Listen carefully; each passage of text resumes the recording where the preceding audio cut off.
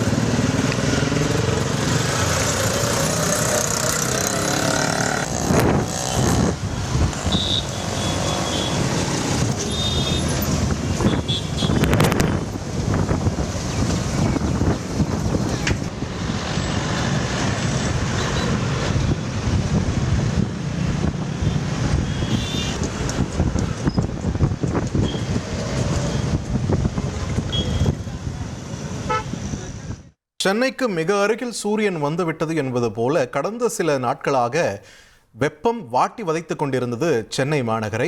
அந்த வகையில் இன்று மதியம் வரைக்குமே கூட பல்வேறு பகுதிகளில் வெப்ப அலைகளால் மக்கள் பாதிக்கக்கூடிய ஒரு சூழலையும் பார்த்தோம். கடும் வெப்பம் நிலவிக் கொண்டிருந்த நிலையில் சட்டென்று மாறி இருக்கிறது வானிலை. சென்னை மாநகரில் பல்வேறு இடங்களில் தற்பொழுது கருமேகங்கள் சூழ்ந்து வெயிலின் தாக்கம் குறைந்திருக்கிறது என்ற ஒரு செய்தியை பார்க்கிறோம். இது தொடர்பான காட்சிகளையும் பார்க்கிறோம். வெயிலின் தாக்கம் குறைந்ததால் மக்கள் சற்று நிம்மதி பெருமூச்சு விடும் அளவிற்காக அந்த சூழலானது மாறியிருக்கிறது என்பதையும் நம்மால் பார்க்க முடிகிறது.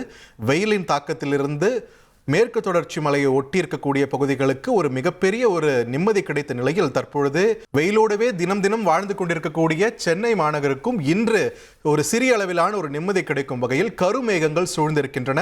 இது மழையாக மாறுமா, வெப்பம் தணியுமா என்பதே அனைவரின் எதிர்பார்ப்பாகவும் இருக்கிறது.